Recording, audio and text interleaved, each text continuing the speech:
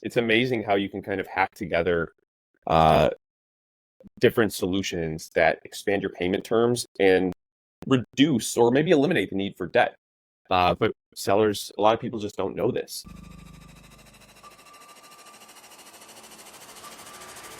Welcome to the Ecomm Breakthrough Podcast. Are you ready to unlock the full potential and growth in your business? You've already crossed 7 figures in sales, but the challenge is knowing how to take your business to the next level. Join Josh Hadley, an 8-figure Ecomm business owner and investor, as he interviews highly successful business owners. Get ready, because you're going to learn specific actions you can take today to help your business reach its full potential and leave a lasting impact on the world. Welcome to the Ecomm Breakthrough Podcast. I'm your host, Josh Hadley, where I interview the top business leaders in e-commerce. Past guests include Kevin King, Michael E. Gerber, author of The E-Myth, and Stephen Pope from My Amazon Guy. Today, I have the pleasure of speaking with John Derkits, a former Amazon Marketplace executive and a current 8-figure seller. And today, we're going to be talking about some clever strategies for improving your cash conversion cycle, as well as some interesting growth hacks in order to scale your brand to 8 figures and beyond. This episode is brought to you by Ecomm Breakthrough Consulting, where I help 7-figure companies grow to 8 figures and beyond. Listen, John, I started my business back in 2015 and grew it to an 8-figure brand in 7 years. But I made a lot of mistakes along the way that made the path of getting to 8 figures take a lot longer than it needed to. At times, I made bad hiring decisions. I had to take money from my own personal checking account in order to fund payroll because of cash flow issues. I stressed about whether our brand could survive when COVID caused us to experience a 90% decline in sales. I remember wishing for a mentor that could guide me, somebody who had been there, done that, and somebody that could help give me the secrets to overcome those obstacles and to help scale. That's why I've decided to offer that one-on-one coaching and consulting where I share the nitty-gritty cash flow frameworks, the sales strategies, and the operating systems that have helped me scale my own business. And because I believe in giving each entrepreneur my undivided attention, I only work with 3 clients at a time. But first, I want to make sure we're a perfect match, so I'm offering a completely free, no strings attached, comprehensive business strategy audit session. And this is my goal of just to make sure that we are the right fit. So to our listeners, if this sounds like it's something that you're up for, drop me an email at josh@ecombreakthrough.com. That's Ecomm with 2 M's. And in your subject line, say, I want to pick your brain. And then let's chat about how we can take your brand to the next level. But today I am super excited to introduce you all to John Derkits. John is a former Amazon Marketplace executive, a current 8-figure Amazon seller, and a partner at Colormore Lines, where he provides full funnel digital marketing solutions for high growth brands. In addition, John authors the widely popular Best at Amazon newsletter, a weekly newsletter for the top 1% of Amazon sellers. John started his career in M&A advisory with KPMG, spending 9 years serving Fortune 1000 companies before joining Amazon, where he there served as the head of 3P Marketplace for consumer electronics on Amazon Canada and worked directly with the top 1% of third-party consumer electronics sellers. So with that introduction, welcome to the show, John. Josh, that was awesome. I'm happy to be here. I don't know if anyone's ever told you this, but you have an amazing podcast voice. Well, I guess I'll take that as a compliment. I appreciate it. My voice was meant for audio. My face was not meant for video, even though we do this on YouTube. Yeah, no, it's so melodic. I feel like I could fall asleep, or it feels like a vocal hug. Well, that's good. Well, hopefully we're not putting anybody to sleep while they're driving while listening to this. Yeah, no, hopefully not. And look, I love what you're doing out there with Ecomm Breakthrough Advisory and helping. First of all, you've walked the journey, right? And you've been on the path that many people are on. You're just further along. And I love that you're giving back. I love that you're advising on cash management, finance. Those are my love languages, and we're going to talk about that today. But it's such an important predictor of success in a business, being able to manage cash, right? 100%. And John, let's jump straight into it today. I mean, you know, our audience here, the people listening to this, they're 7-figure brand owners. They're looking for actionable strategies in order to grow and scale to 8 figures and beyond. They have big aspirations for their brand. I think over the last few years, Amazon has gotten more and more challenging. And right now, I think Amazon is at its peak challenging state that it's ever been in. I think we all of us that started back in 2016, 2015, we look back on those days of fond memories and be like, oh man, I wish I could go back with the knowledge I have now and I would go slay it. But we've all learned and grown. So, John, I'm curious, you've been at Amazon. You've worked with the top sellers.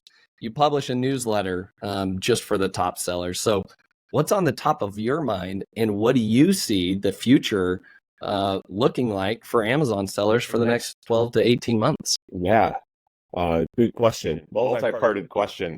There is. But look, I think one thing that you said just really rings true, and that is the arc of Amazon over the past decade. I I cheekily posted several years back my 3 immutable laws of Amazon. Law number 1 is with each passing year, it gets harder.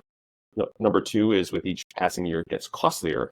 And law number 3 is Amazon is simultaneously the best and worst partner you'll ever have.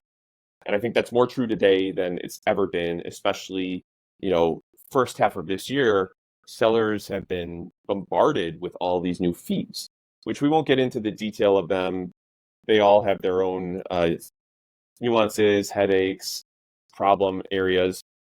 But in my mind, what that means for 2024 and beyond, in terms of selling on Amazon and succeeding on Amazon, you need to have better command of your numbers, of your financials than ever before. Like you said, 2015, 2016, go out and source a product, throw it on Amazon. Don't have to know anything about branding, about PPC, really about anything. As long as you stay in stock, you're going to sell, you're going to hyperscale. 2018, 2019, 2020 got a little harder, needed to be a little sharper on the marketing side, whether that was branding or PPC. And then 2020, 2021, degree of difficulty increased again, right? Because you had all this venture money coming in through aggregators where they were inflating CPCs across categories. So now you had to be super nimble with your advertising. They were elevating the game on the branding side. On Amazon traffic was not sufficient. You needed to pull in off Amazon sources. Your product quality needed to be better than ever. You had to be at the top of your game across so many different disciplines. But to the credit of so many Amazon entrepreneurs, which is why I love this ecosystem, everyone elevated their game. When I look at 2024 and beyond, the next area where people are going to need to elevate their game is in finance. It's in accounting. It's honestly in the boring stuff, but the stuff that I love. And you've experienced it yourself. Taking personal funds and putting them into the business, right? Struggling to meet payroll, dealing with precipitous declines or just volatility in the business. That's super hard, whether you have one SKU or 100. And so having an understanding of how money flows in your business, through the P&L, through the balance sheet, and ultimately to your bank account, because that's what we care about, that's going to be the critical skill. I'll maybe put a period on this sentence with this other point, which is there's a reason that in the past, call it 3 years, there's been a rise of fintechs, fintech Ecomm lenders looking to support Amazon brands as well as just digitally native brands on working capital. There's a significant need for working capital in retail businesses. Physical retail businesses could be served by traditional lenders. There was a gap in the market.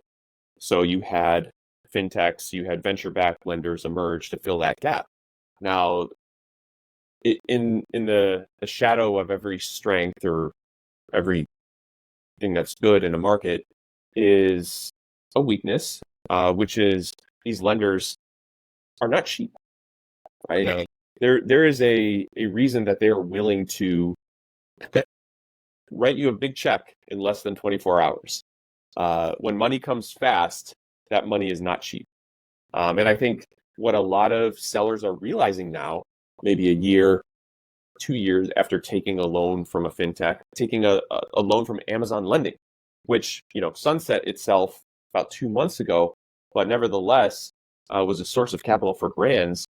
I've talked to so many sellers, and maybe you have too, who are just underwater on their debt payments. Underwater is maybe not the right term, but they're smothered by them. Whatever cash was coming into their business and then going into their bank account is now being taken up by the debt. The remaining cash is going to fund inventory to grow. There's just nothing left.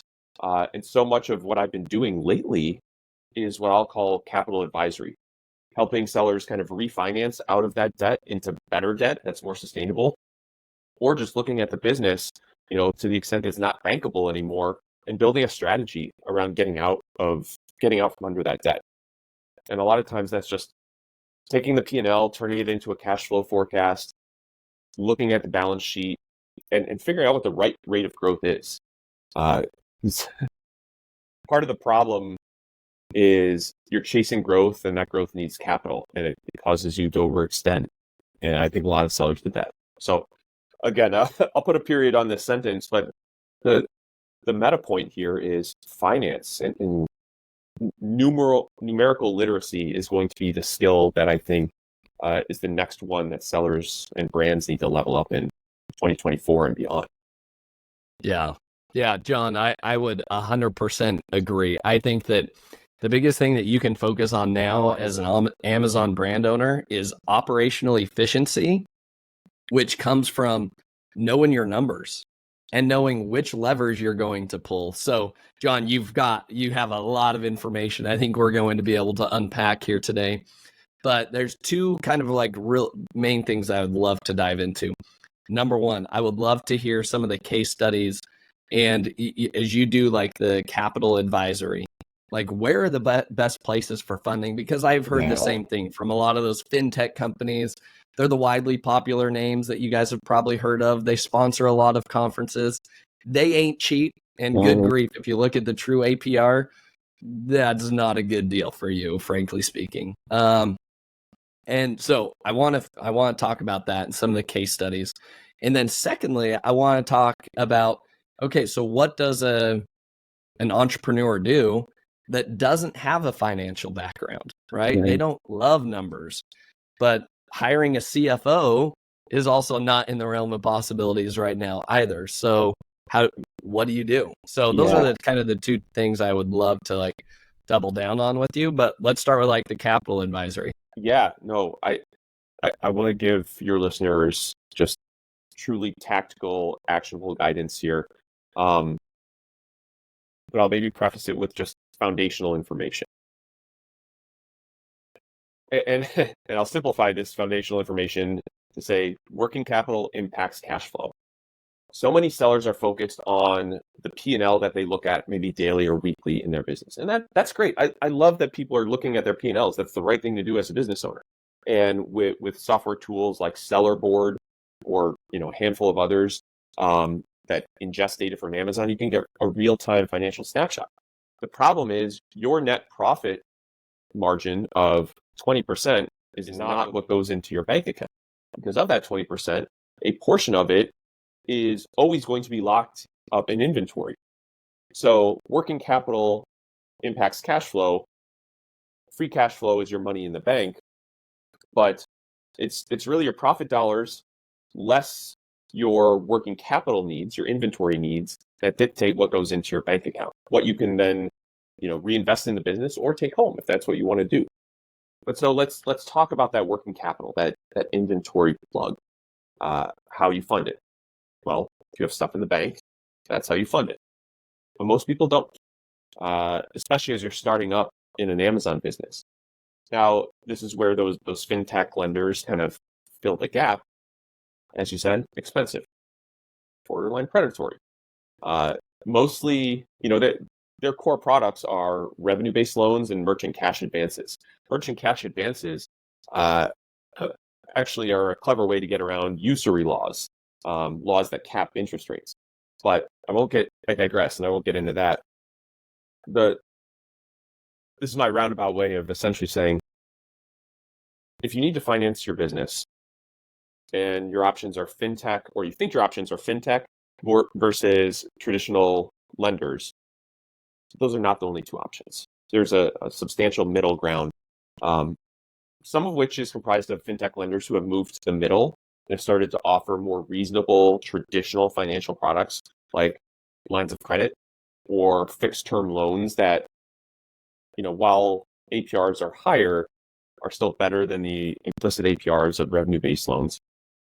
But also in the middle, and where I like to take clients, is a category of lending called asset-based lending, ABL. Now, I'm gonna put a big hairy asterisk on this by saying there are maybe half dozen, 10 ABLs that will lend in the e-commerce space. I've worked with all of them. Most of them have a minimum size threshold. So what that means is, all else equal for a lender, the level of effort on their part to originate a $100,000 working capital facility is the same as originating a $10 million working capital facility. But guess what? The 10 million facility is going to come with higher fees. So for that reason, they set minimums in the business. Most of these ABLs do. And they make exceptions on a case basis, depending on other things going on in the business. Maybe the business just raised equity from significant investors. But nevertheless, ABLs, if you are of a decent size in your Amazon business, let's say you're doing at least $1 million in EBITDA, and you could reasonably need a $1 million facility, ABLs are a great lender for you. And let me put some numbers around it. So an asset-based lender will typically offer either a fixed term loan or a line of credit. Lines of credit are kind of the direction that I steer my clients in 90% of the time, because it's like a credit card. You can keep a balance on it as long as you want. You pay the minimum, or you pay some, but you can continue to draw down on that line of credit until you reach your limit. Some of these ABLs will dynamically adjust the limit as your business is growing, but nevertheless, you have essentially a sweep account that you can use as a checking account and pull money and deposit money in as you need. It's exactly what most retail businesses need. ABLs, because their loans or their lines of credit are secured by assets in your business, in this case, your inventory and receivables, they offer friendlier interest rates. Typically, with the ABLs that I work with, prime plus 2 to 6% is kind of the range of rates that they offer on their asset-based lines of credit. Prime is 8%, just for simple math. So think about that. You can potentially get a working capital line of credit, an asset-based working capital line of credit, for 10%. And so, you have a $1 million line. You draw down all of it for a big inventory order of $1 million, but you're paying a 10% annual interest rate on that. And you only have to pay the interest.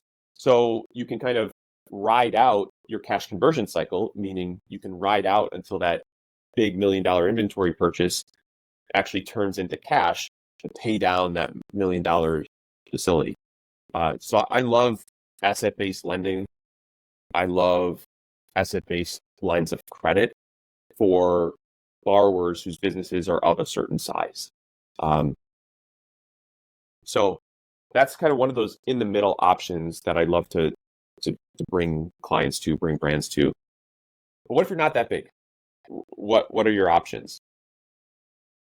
Like I said, the fintechs are moving to the middle a little bit more. And I press them when they approach me and want to talk about their new products and share, because in general, I'm dismissive because I expect they're going to come with very high rates and I'm not going to put it in front of clients for that reason. But what I've seen is, even though we're in a higher interest rate environment, they're recognizing the commercial realities of lending to Amazon businesses and what it takes as a borrower to service that debt.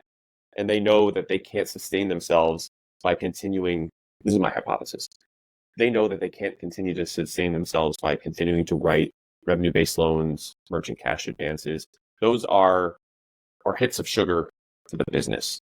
But if they want to build long-term sustainable lending institutions, they need a diversified lending portfolio that consists of loans that frankly are going to have a lower default rate because they are serviceable.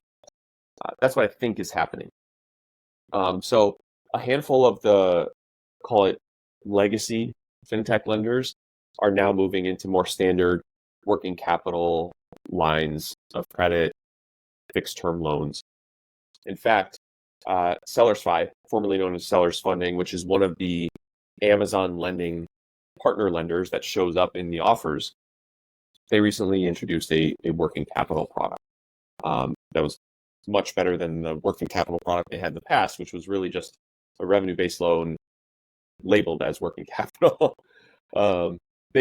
These lenders, one of the reasons I don't speak very highly of them, and one of the reasons is because they use a lot of marketing speak to mask what things really are. Right? They call things growth capital or working capital when it's really just a high interest loan or revenue-based loan. I don't like that. I think finance works when there's transparency, when there's trust, when there's kind of a long-term orientation.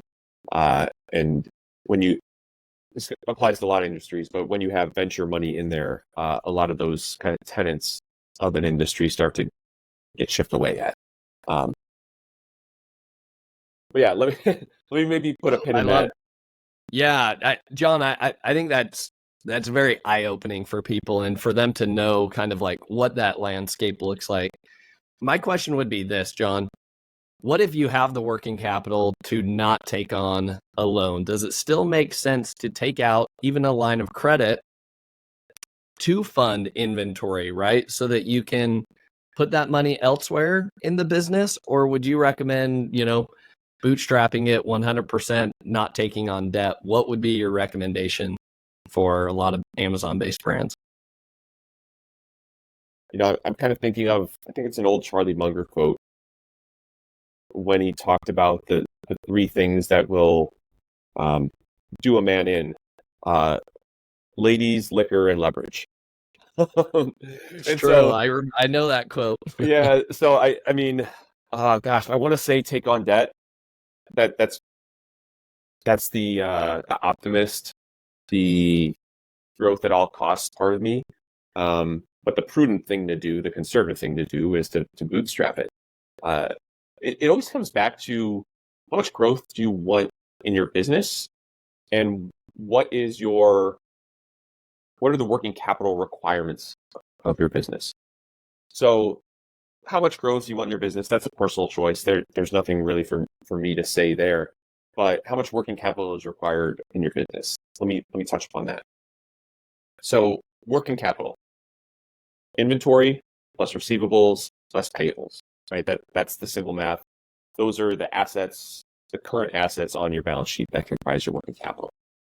Those items in and of themselves are sort of determined by how long they stay as assets on your balance sheet or liabilities, and how quickly they turn to cash inflows or outflows. So what I mean by that is your business is likely a business that has positive working capital in it. You on average, you hold X number of days of inventory, you have Y number of days of receivables, and then you have Z number of days of payables, which is often less than the other two. So you need positive assets in your business at all times in order to grow it. And I think that's the key detail there. If you're running with positive working capital, then you need funds to grow the business. And if you don't have the funds organically from the business and you want to grow above your current rate, then the plug is debt. If alternatively, you have negative working capital, which, by the way, this is Amazon famously negative working capital, then what that means is the business produces funds to grow the business. And there's another side of that, which I won't get into because it's kind of wonky. But suffice it to say, and to answer your question, if you have growth rate of this and you want it to go to this, but at any given time you have too much working capital needs in the business, then you need to plug the gap with that. Or you need to get creative to bring your working capital needs down. And so let's talk about that for a second.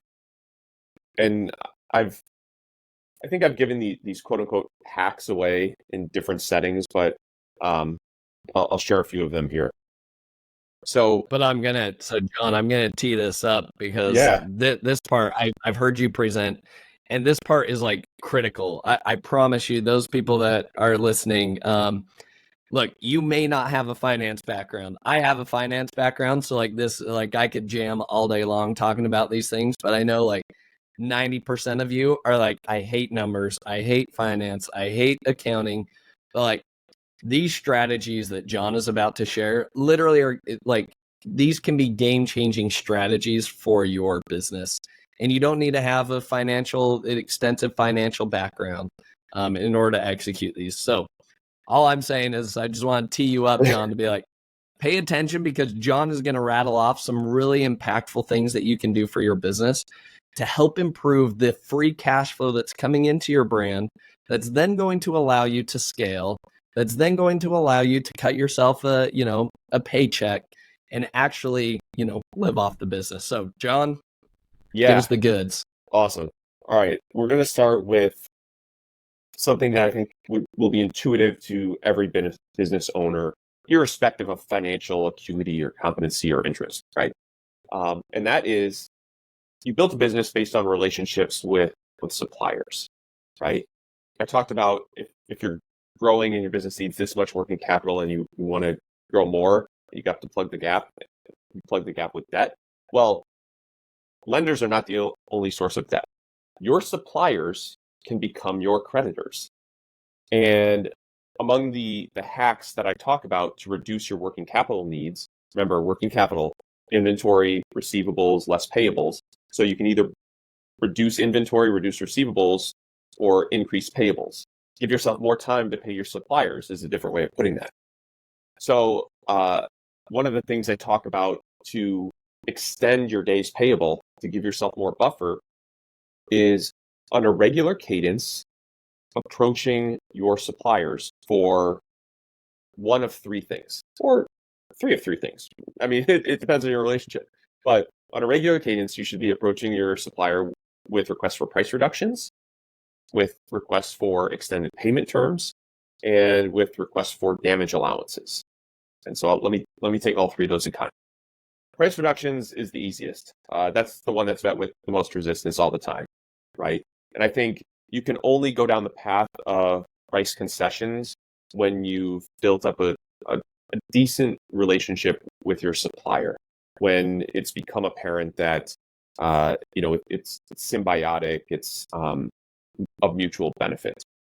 And even then, out of respect, the way that I approach price concessions is to point to macro factors that are compressing profitability.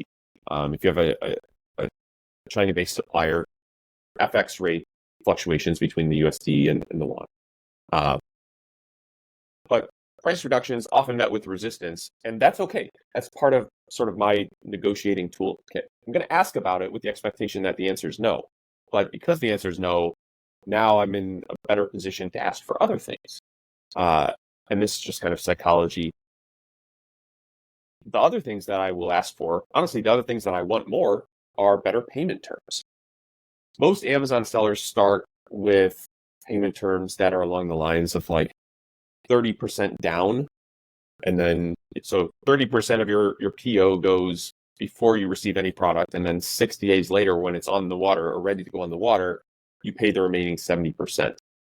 And then it's on the water for 20 to 30 days. Then it takes 3 months to sell it through. So like you can kind of do the math on how long your cash left your bank account and how long it's going to take for it to come back in. That's kind of what I'm talking about here with payment terms and why it's so important. Now, 30 down, 70 upon shipment, awful, but it's kind of where you start. What I like to do is progress with asks for improved payment terms, ultimately getting to a point where I'm either net 45, net 60, or even net 90. And for the listeners that don't know what that means, it just says, look, you're my supplier, Josh, I want 10,000 pieces of this widget. You're going to make it for me. It might take you 60 days. You're going to put it on the water.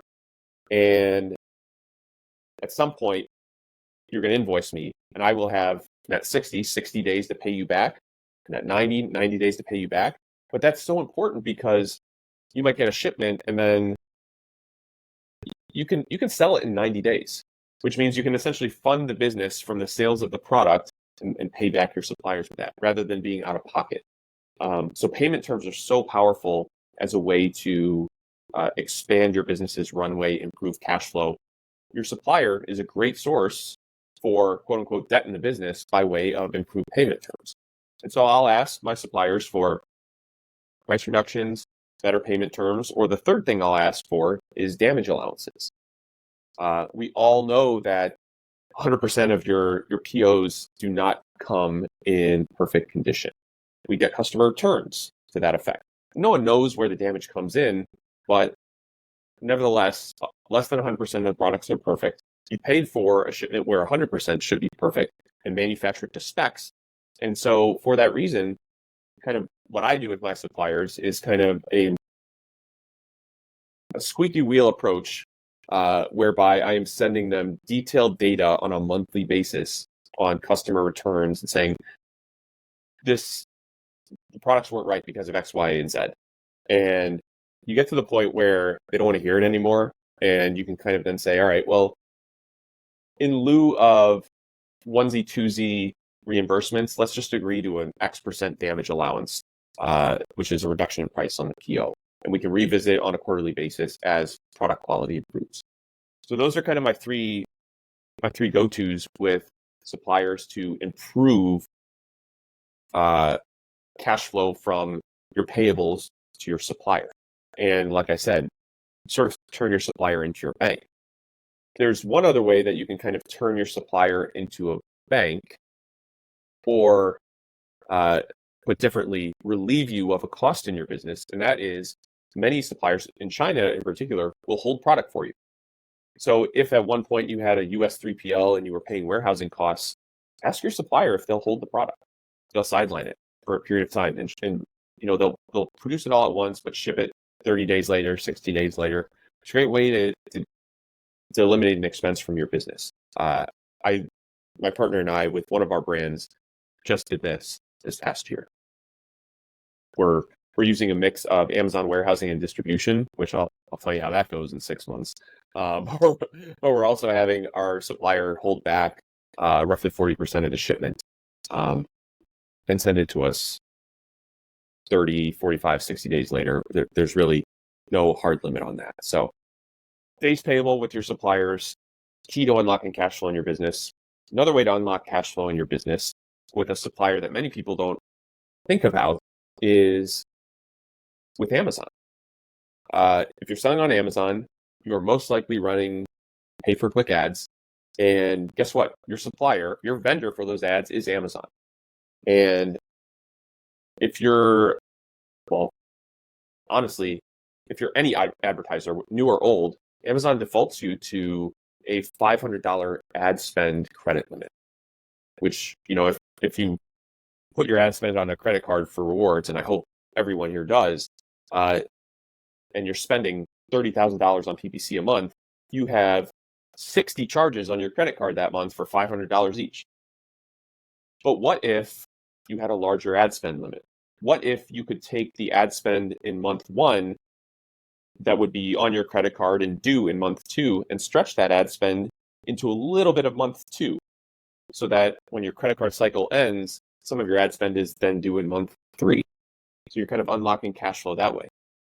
There is a script, and I've shared it with people. I think I've even published it in my newsletter before, but it's as simple as opening up a case with Amazon ads and asking for a higher ad spend credit limit. I've worked with brands that are spending $600K a month and gotten them massive increases in their credit limit. But most brands should be able to get $1,000, $5,000 in terms of their ad spend credit limit, which is a huge unlock. It really is. So, and I think it goes to what, $10,000 right now is the top, John, or does it go even higher? Have you seen higher?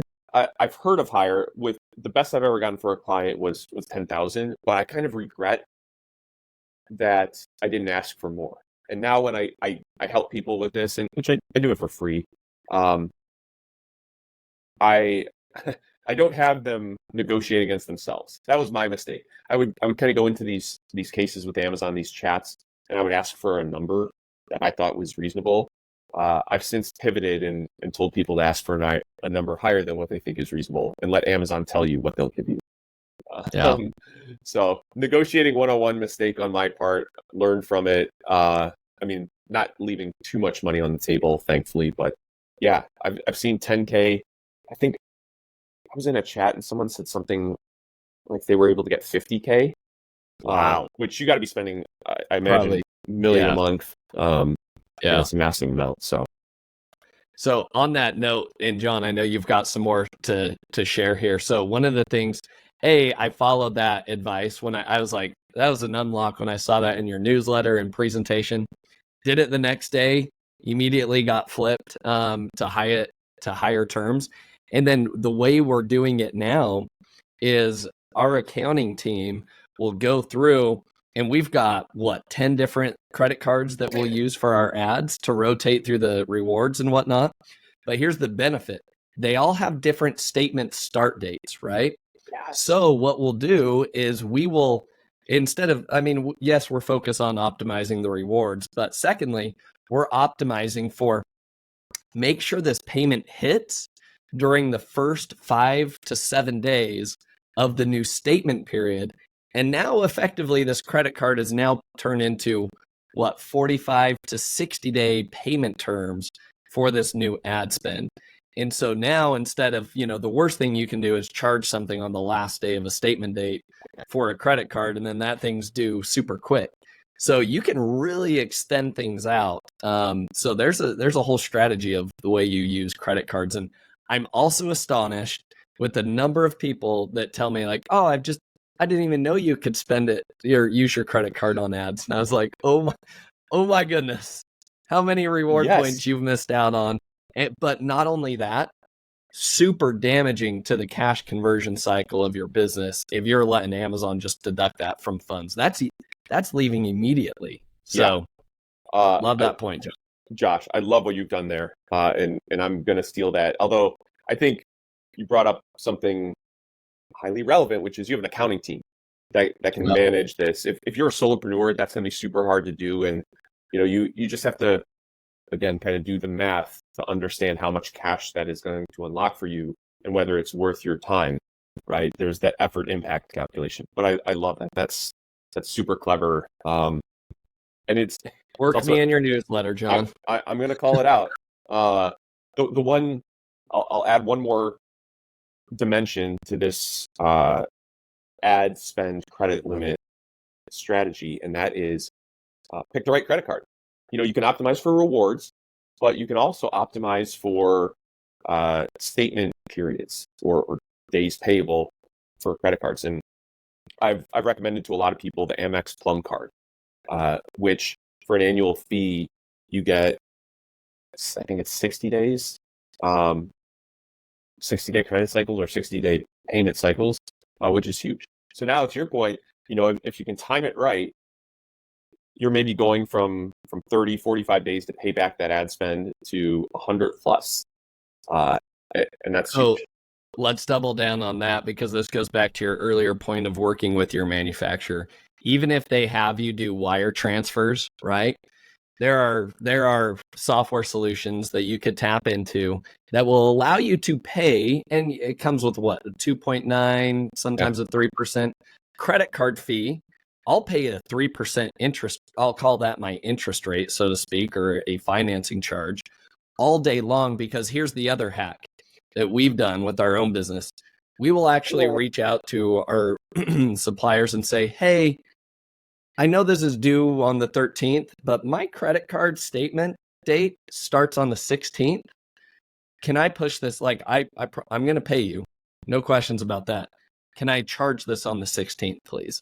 And every single time they'd be like, yeah, that's fine. But we have a long history with them, right? Yeah. And then we'll use the Plum card as well. So now effectively, I have turned what is a large PO. Not only do they have, their own payment terms, right?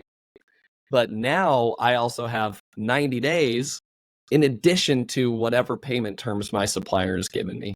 So effectively, what we're saying is like, if you work in some of these strategies, whether it's net 60, whether it's net 90, you could have a cash conversion cycle where you're not paying for that inventory for 180 days in your business. You've Yes. made money on all of those products. That's where growth comes from. And it's 10 times better than any of these financing options that we talked about earlier. Yes. It's amazing how you can kind of hack together different solutions that expand your payment terms and reduce or maybe eliminate the need for debt. But sellers, a lot of people just don't know this. And I'll give people a reference for, you said you can make PO payments to a supplier through different tools. Melio Payments is one of those. They are a fintech, but you can essentially put a PO on a credit card. So take your Amex Plum card, link it up to Melio, pay the 2.9%, but your supplier receives an ACH or a wire consistent with what they want.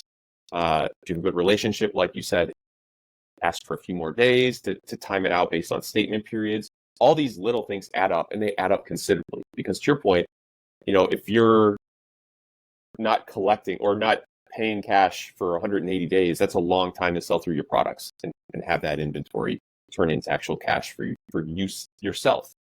I like to think that most people are doing this because they want to make money for themselves, not just continue to reinvest and fall into that cycle. So yeah, there's a lot of clever things that I've learned along the way that I've used for my businesses. A lot of the stuff would never fly in a corporate environment, but it's what you have to do as a solopreneur, a small business owner, in a space as challenging as Amazon. Yeah, I completely agree. Now, John, we're running up on time. You and I, we could Joe Rogan this podcast out. We could go for 3, 4, maybe 5 hours if we really wanted to, but we've got to limit ourselves. So, John, are there any other like quick hitting strategies you want to give us in 60 seconds? Yeah.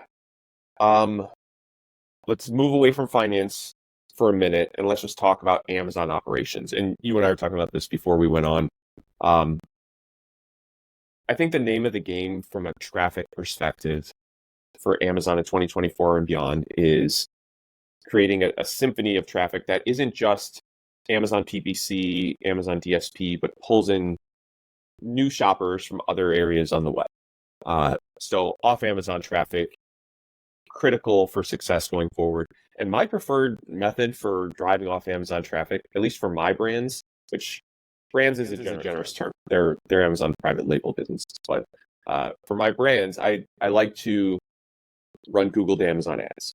And there's software tools out there, Carbon Success, Pixel Me. I think a lot of people have had good success with that. I've tested it out for some of my businesses. I think with Google to Amazon, there's different ways to skin that cat. But the way that I do it, my particular strategy is to drive big bursts of traffic, to Amazon, flood my detail pages for a short period of time, and then dial it back. And the thinking around this initially was there is a well-studied internally at Amazon, but I think it's been studied some on the outside. But there's a well-studied halo effect that exists for products on Amazon, particularly post-deal periods, or just post-deals in general. And Amazon has publicized some of this, but the basic idea is, you run a deal, you spike your product, and then for a period of time, typically about 2 weeks, there's kind of a latency, a halo in which your sales stay elevated. I found that to be the same thing with my Google to Amazon traffic. So rather than spend $25 a day for an entire month, I might spend $100 a day for a week or 10 days and drive a bunch of traffic to my listings that is converting, and it's being run through attribution, of course. And then for the rest of the month, I'll kind of take the month off and lean into the organic lift that I get. So it's a strategy that has worked generally well for me across most of my products. Other products I need to keep pumping every day. But for off Amazon traffic, I'm a big Google to Amazon fan.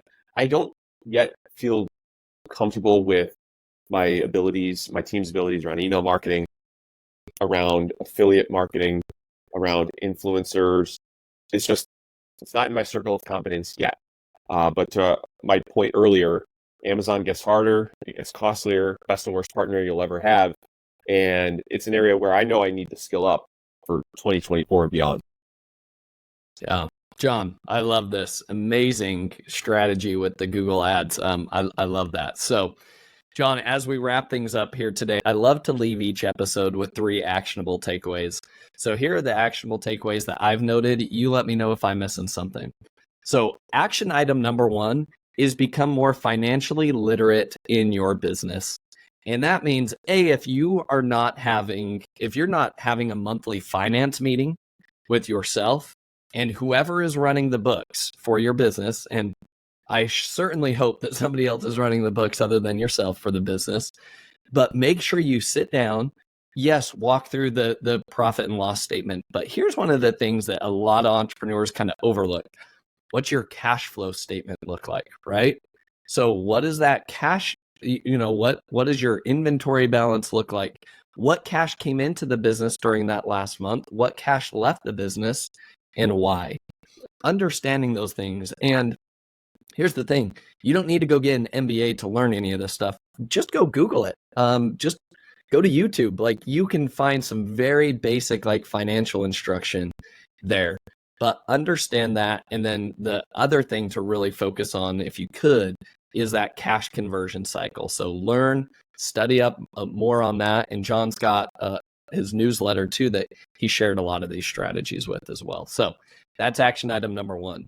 Action item number 2 is focusing. Before you consider getting a loan, you have to first work with your supplier. That is your best inventory that is your best financing partner ever. And it always will be for any e-commerce brand, is your supplier. So create a good relationship with them.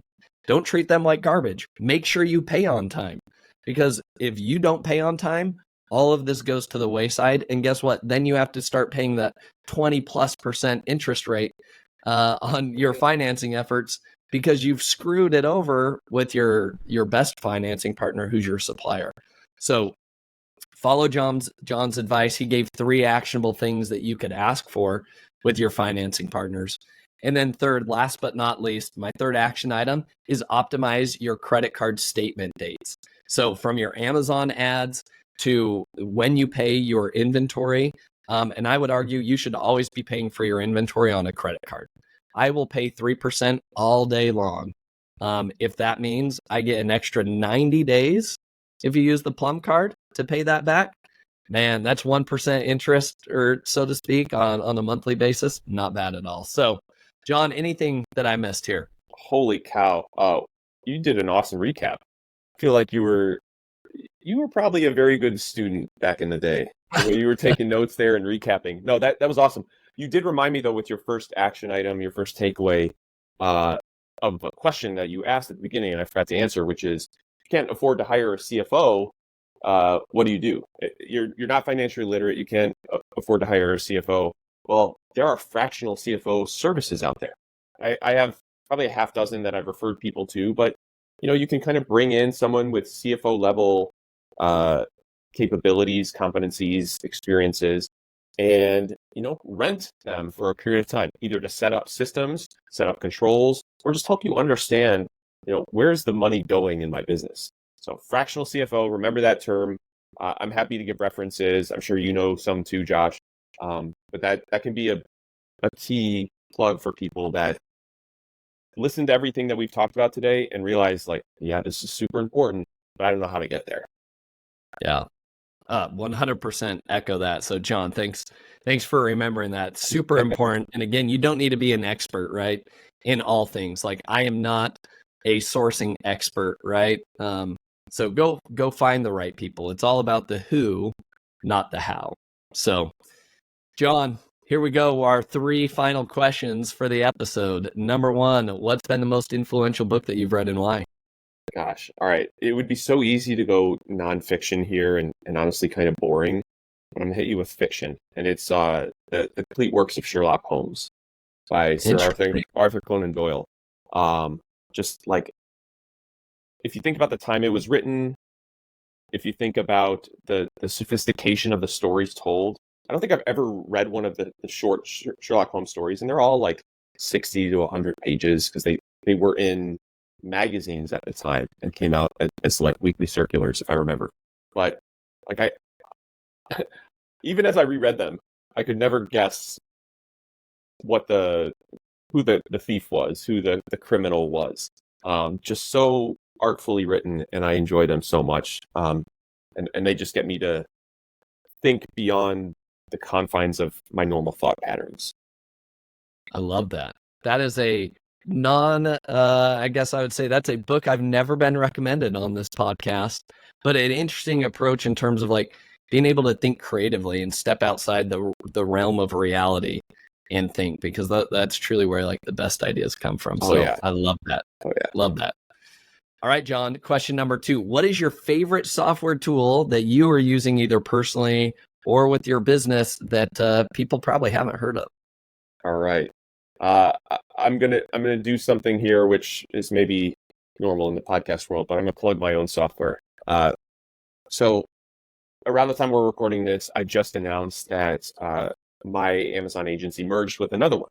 The master agency merged with Color Lines, and as part of that merger, Color Lines had spent several $1 million over a period of time investing in analytics and reporting software, which our clients get.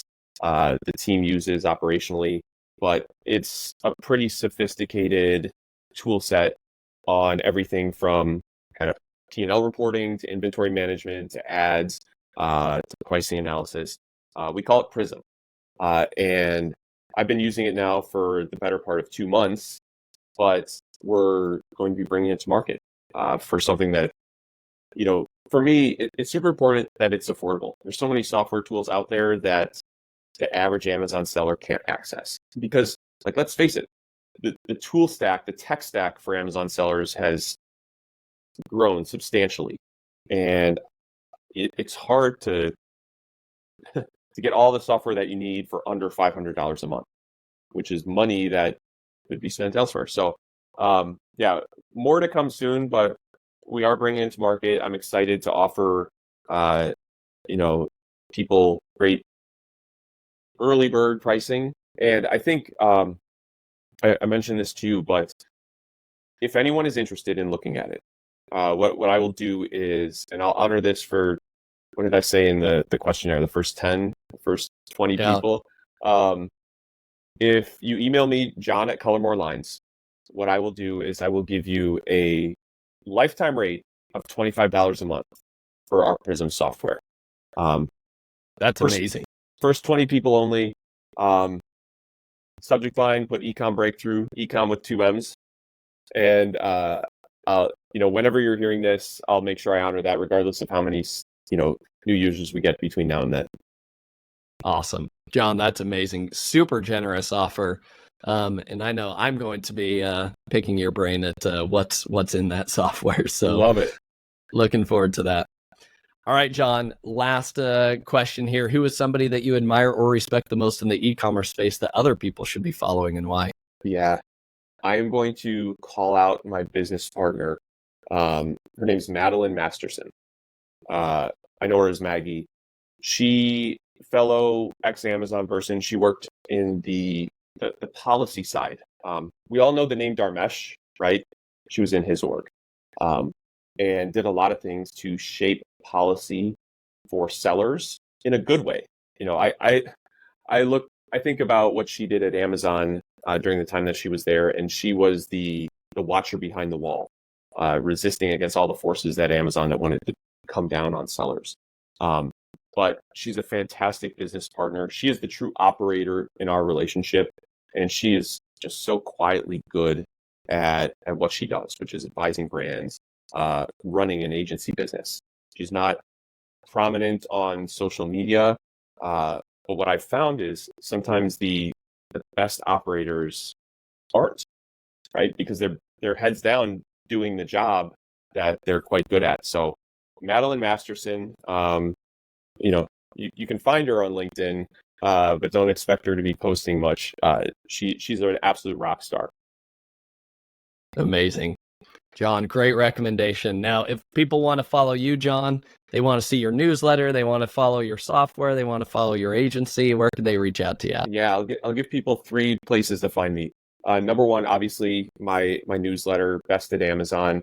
I think you'll put the link in the show notes. I publish once a week.